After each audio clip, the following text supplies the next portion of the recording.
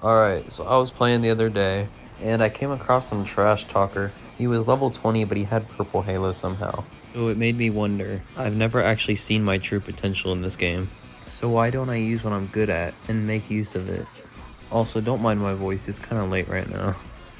Alright, so you see, I don't do races anymore. I usually stick to grinding with fusion coils nowadays. And you could say I'm extremely fast with it. So I went to this website called speedrun.com, and I went to the Tower of Hell section, and most of the records were beaten by some guy named SQDK. And I ended up watching some of the speedruns, and they're really good. And so I thought, I'm really good at this game, so maybe I can get a record. So then I go to the one that I'm going to be doing, which is the 12-section fusion coil one. See, there were only 4 runs at the time, meaning it wasn't very popular, with the first place spot going to SQD. Now, SQD got the insane time of 30.533 seconds. But this couldn't be right. My fastest time was somewhere near 51 seconds. How could someone get almost half of my record?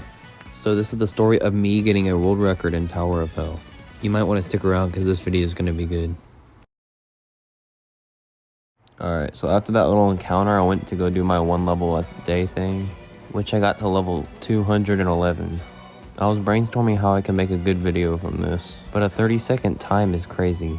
So I did some research and I noticed there weren't any kill parts in the run that he did. And I eventually found out that commands still exist in VIP. I completely forgot about them and there were no rules against it. So I removed kill bricks, phantoms, and locals, but not conveyors. You see, there's one particular conveyor stage that I need to get this run. You see, the number 1 spot run was over a year ago, but not mine.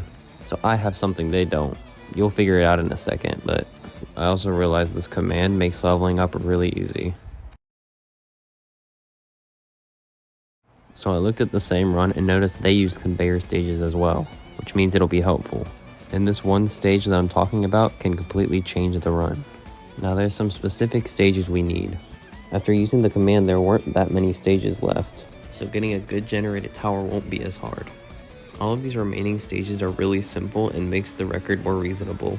Though one mistake they made was the last stage. The last stage is very important in a run like this. The rules state that the run starts when you touch the ladder or step and ends when you touch the door at the end. There are a handful of stages that we can use at the end of our tower. These stages will give us a direct path to the door, instead of having to walk all the way around. So I've been delaying the trick up my sleeve. Recently, new stages have been added. That includes this one stage called Propulsion.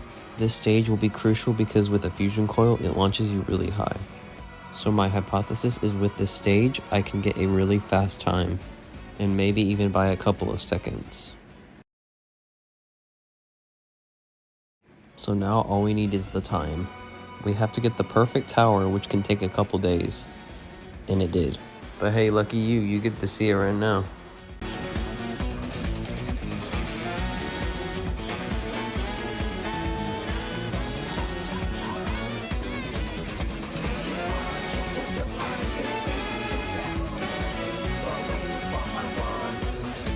That montage wasn't even all the towers that I reset. That was like a fraction of it. Alright, so after a while, I realized we had a problem. See, there's this app called Live Split, which you need for the speedrun, and it can help with exact timing. But for some reason, this happens. And I'm not spending no $50 on this, that's ridiculous. Well, I probably don't even need to spend anything, I'm just too lazy to figure it out. I'm gonna end up having to do it on my brother's laptop, which I feel bad because I just took it from him. It's okay, he was okay with it, guys. I ended up spending hours on his laptop with the Live Split app. Let me just tell you, it was worth it. After days of resetting the tower trying to find the perfect one, I finally got the world record. I found the perfect tower. I'll stop talking now, y'all can see the run now.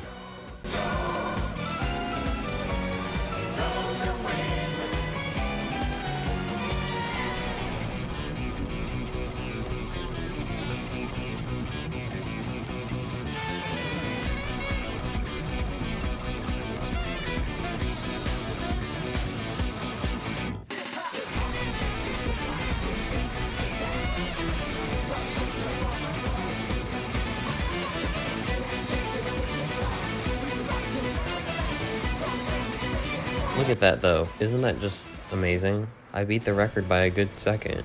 The next day my run was inputted into speedrun.com and I am now in first place. And who knows, maybe in the future I'll break more records. Well, now I guess you could say I have the fastest pro tower time ever. So if I ever come across a trash talker, I could say I have the fastest time for a pro tower. By the way, it's like 1 o'clock and I'm doing voiceovers, so don't mind me. Your man is going down in history right now. Least you could do is tell me how proud you are in the comments.